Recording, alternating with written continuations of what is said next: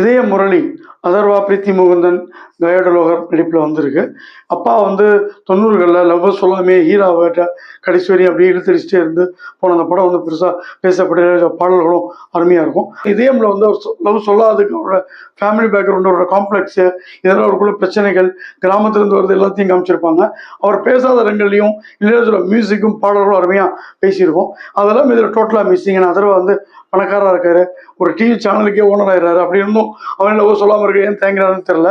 Facebook, Instagram, mobile இருக்கிற இடத்துல இவர் ஏன் வந்து காயுடுக்கும் தான் லவ் சொல்லணுன்றது நமக்கே குழப்பமாக இருக்குது. அவரோட இதயம் முரளின்னு பேர் வச்சுட்டோம். அவர் பையன்றனால அப்படி இருக்காரோ என்னமோன்னு தோணுது. அதர்வா ஹீரோன்னு தெரியாத அளவுக்கு தமனுக்கு வந்து இம்பார்ட்டன்ஸ் கொடுத்துருக்காங்க. அவரோட ஃபினான்ஸ் பண்ணியிருப்பார் என்னமோ நினைக்கிறேன். இந்த படத்தில் உருப்படியான பாட்டே பொட்டு வைத்த வட்டெல்லாம் இளையராஜா போட்ட பாட்டு தான்.